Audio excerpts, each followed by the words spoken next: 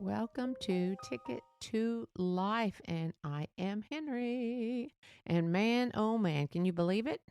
Summertime.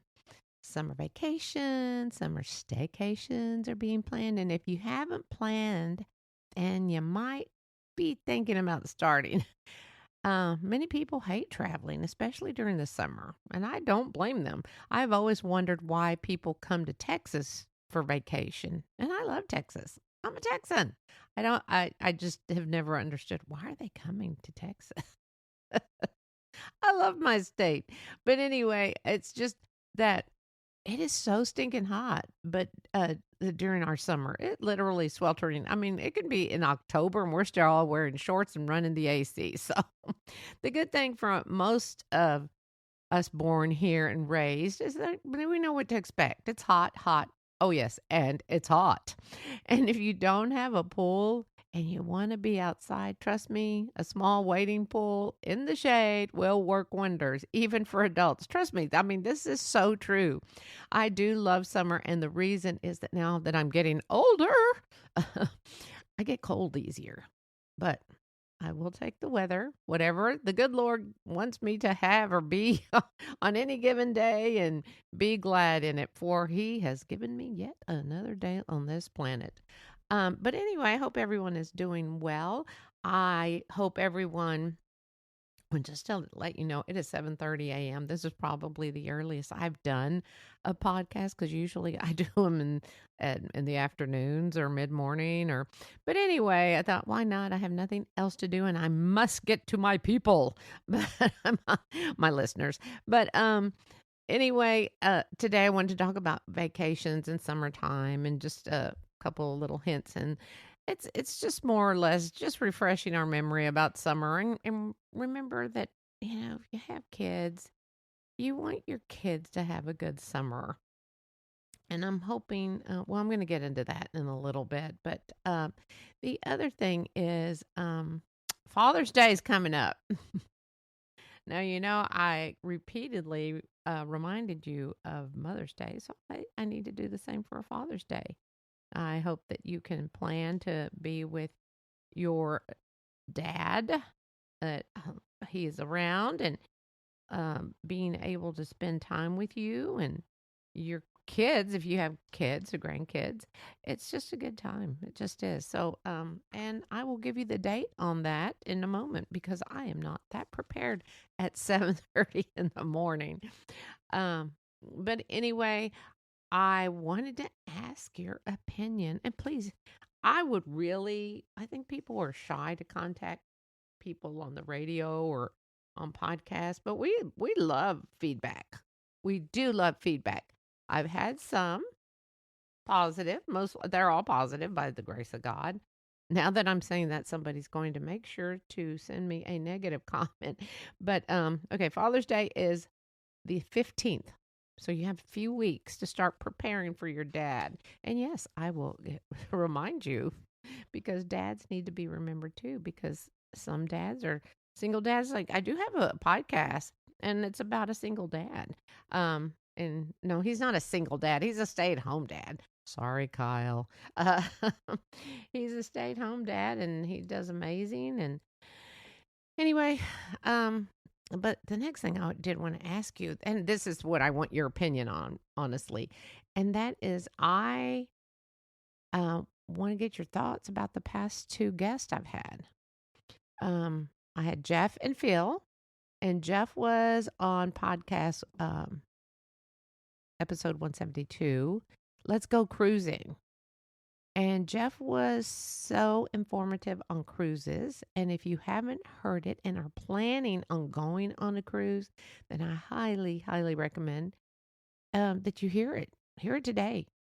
Jeff gave some really good information on what to expect and what to do and what not to do on a cruise.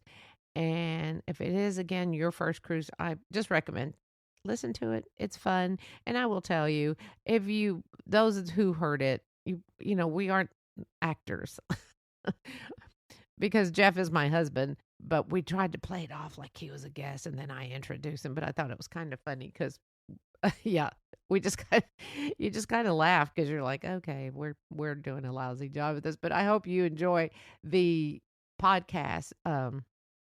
And he was my guest, but it was really, really, really interesting. Yes, we've gone on cruises, plan on going on another, but he did have some helpful hints on it. So I hope you have time to hear that. And it is called Let's Go Cruising. Um, so it was funny because, we went with my sister and brother in law, had a great time. So we had our own little group chat called The Cruisers. But anyway, now episode 173 was my friend Phil, and his wife Leah was here also, but Phil did the main interview, and it was called Mental Warrior. Holy smokes, I had no idea how many times I told him until I was editing the podcast, how many times I said, amazing, you're amazing. You will hear it nonstop. But his story is something I highly recommend if you think you are someone suffering from mental issues, depression or anxiety or anything like that. I highly recommend you listen to this podcast. And it's called Mental Warrior. Phil did an amazing job. He just told his story, how he was able to help himself control it on his own. And hopefully it will be able to help you if you're having any type of issues like this. And I am surely hoping that Mental Warrior will definitely help some, knowing that you're not alone in life. If you have any type of mental health issue. So again, try to catch those when you have time. They're great. And don't hesitate to leave me a little blip, a thumbs up, or do another episode about Mental Warrior or cruises or whatever, or anything that I may speak about on Ticket to Life. And for you new listeners, Ticket to Life is about anything, everything in life, because we do go through so much. And adulting is hard. It is very hard. Disclaimer time now. Everything said on Ticket to Life are only my opinions and my thoughts, and in no way or no how am I telling you what to do. Uh, I'm not a doctor, therapist, love guru, life coach. I'm Henrie. And maybe a suggestion or two you might take into consideration, but that's totally up to you, because there's so many different types of um, or podcasts that I have about all sorts of stuff. So who has plans for summer, or shall I say, who can afford summer plans or summer vacations? Now, if you have a Disney World trip planned, make sure you realize that you will be hot, because that's in Florida. And sometimes I've never been to Disneyland. I've only been to Disney World. And sometimes the days are muggy. And if there's a shower, then it will definitely be muggy. And usually it does rain. We would go in June or August, and it's just muggy. But being at Disney World, you may not even care, because we did it about the weather. But it is important to pace yourself, because it is a lot of walking. Because of the cost of it and all you want to see and do, you need to just, either way, pace yourself. It's not going anywhere. If you have a chance to go another year, you can make up what you didn't see or didn't do. But it's exhausting for the adults. It's exhausting for the kids. But it is truly magical. I cannot tell you anything else. You forget about everything. It's kind of like going to Vegas. You forget about everything. You're so busy doing stuff. But it is fun. But do you, let's see, what am I trying to say here? If you can, do as much as you can, like in 8 hours. And if you're staying on a resort, one of the sites, you can always shuttle to and from throughout the day. Go back to the resort for a little bit and, chill, then go back, because you can go in and out. Thank you. I think they still have hopper passes. I didn't look into it. We haven't been in a while, but we haven't seen, we haven't been to Disney, like I said, in a while. But it's just good to go early in the morning when it is a cool. But the lines are going to be long. I'm going to tell you, if you think you're going to get on these rides right away, you will not, or see the shows. Most importantly, be calm. Do not lose your patience with your children. This is their adventure. You chose to take them, and they're just so excited. Just make sure you talk to them about going with strangers.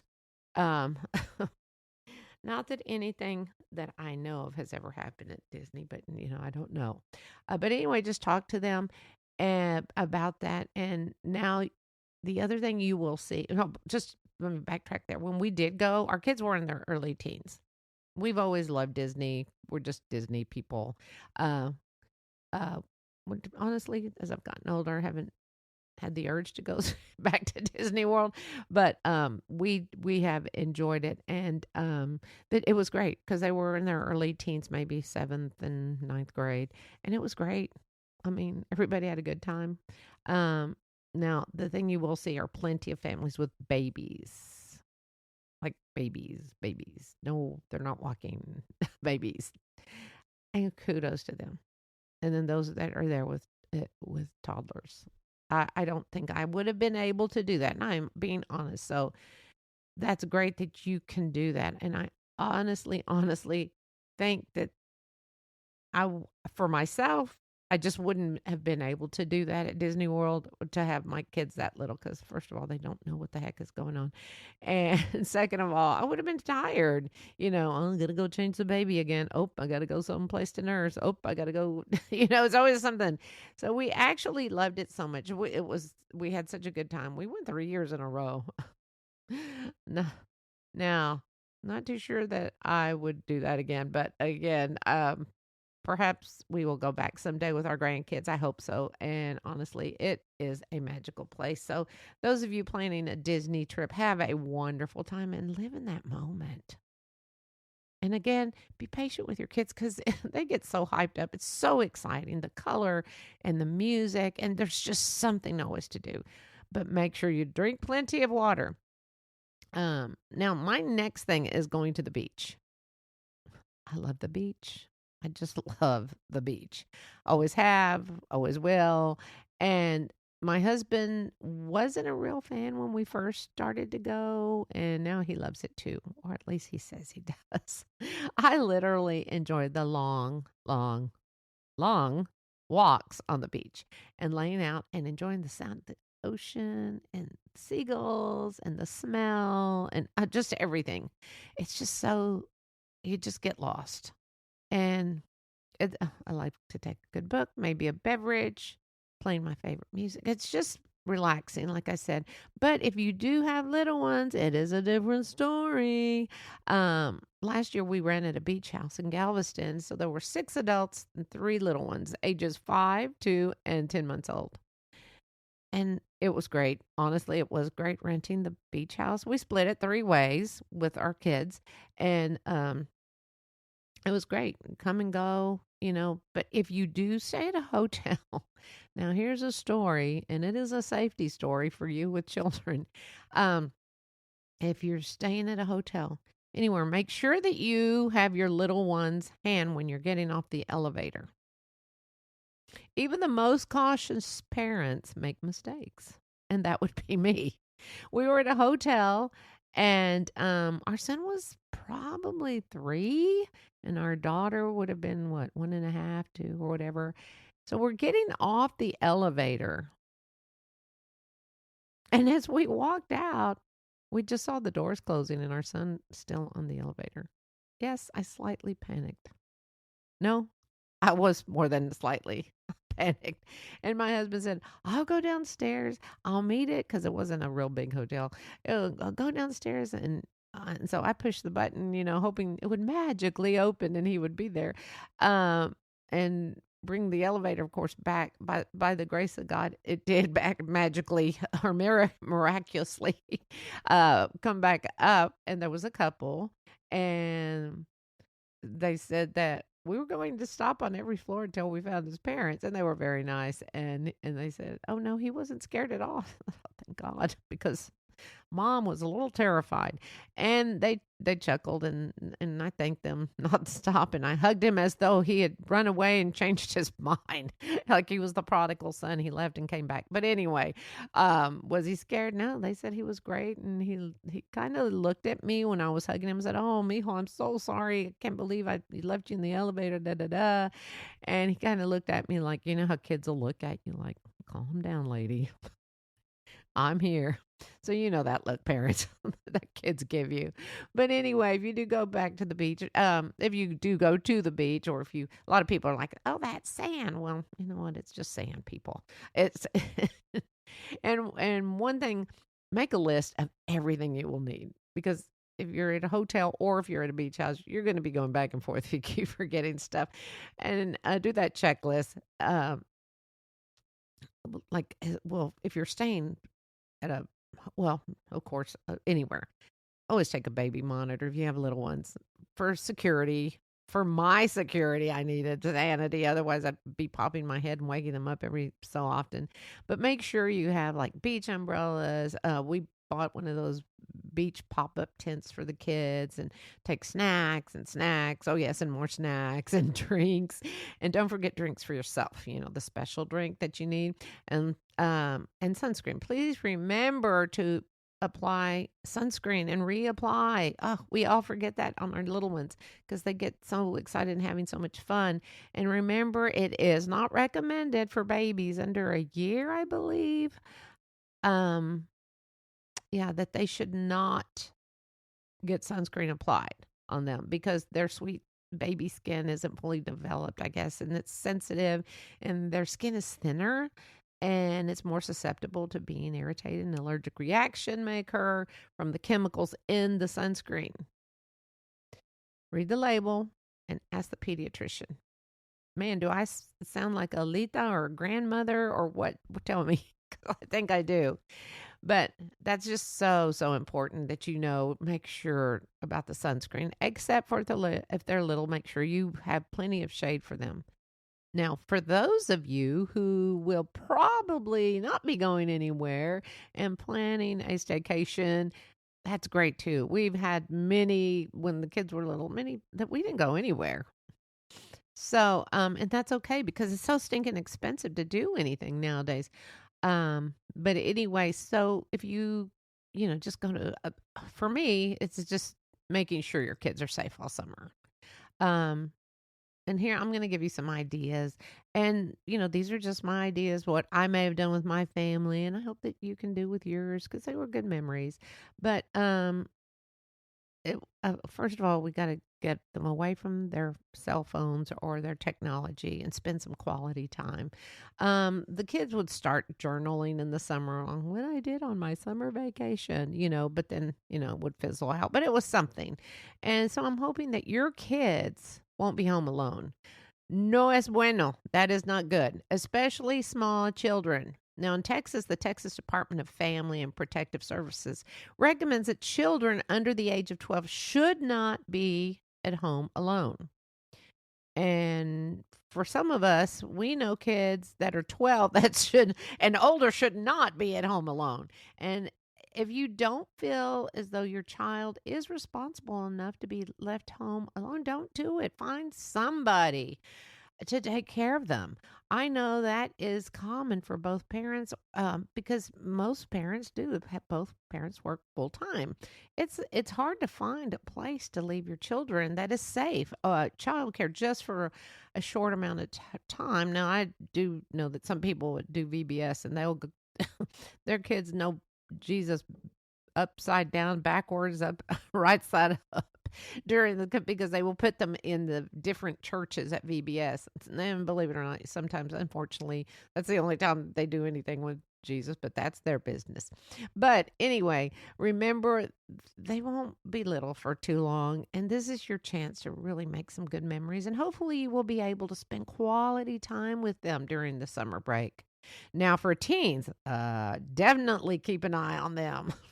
You know what it's like being a teen and your little hormones going up and down and and working overtime. We all have been there. We have all been there. So here are some things that we did when we were stayed at home and the kids were small. We actually got a tent and we camped out in the backyard. It was fun. Now the kids one time had some friends of theirs come over and do camp out in the backyard, but that did not work out well for them because there was a storm that came for so it wound up just being a in the house sleepover, but that's fine. Picnics in the park, scavenger hunts, baking. Baking is just not for Christmas. It is great. And teaching your kids how to cook something simple, science experiments, visit museums. And I do love museums. Oh, I love museums. Go swimming. And if you don't have a pool, again, get a couple of wading pools. I don't care how old kids are; they just love playing in the water. Adults love playing in the water. So and it's just having fun. But again, nix the technology as much as you can. And I think Apple is coming out with something that you can connect your phone to your teens or your kids' phones, and you can see when they are signed on. So, parents, it is in our control, and we can take advantage of doing that. I'm not sure. I think it's one of the new systems that's going to be downloaded soon. But anyway, there is nothing just like doing nothing, but spending quality time. Go to the library. Of course, I'm a big library person, so I'm really excited when I hear kids are going to the library still. I think it's great. Now, this is definitely a must if you have small children or anyone you have that has a pool. And make sure that no one, even adults, are ever alone in the pool. I highly recommend that all children take swim lessons. They do not need to train for the Olympics. They just need to learn to be able to save themselves if they fall in. There are lessons, and they are called Infant Swim Resources, or the acronym ISR. And these lessons can start as early as 6 months and they go up to 6 years. My granddaughters have been doing it since 6 months. Maybe a little older, matters where their bathroom, their birthday was. Ooh. Anyway, the things that go through my head, and I just speak them out. But anyway, they are taught to be by certified instructors. They have to be certified instructors. So if you start looking for one, make sure they are a certified instructor for ISR. Some may think that it's cruel to be teaching them that early, but it's going to teach them a life-saving skill. The focus is on teaching the children to have the ability to float and swim to safety, potentially save themselves, and if they find themselves alone in the water. I have a podcast, and it is episode 86. It is titled Important Podcasts for Parents, ISR Infant Swimming Resource. I know it's a very long title, but it is a story of a little girl named Heidi, and I highly recommend it. Everyone with small children to hear it. It was released June 21st in 2023. Yes, it is a sad story, but sharing this story may help parents know the importance of learning swimming. And just because they have those noodles or the little swimmy wings does not mean that they are safe in the water. And for some kids, that's their safety device, and they think that they can swim. So some kids may jump in thinking, "Oh, that's it's false safety in the brain." And they will jump in. So please, if you have a chance, listen to that podcast. It could save a life. It could save your child's life or someone you love.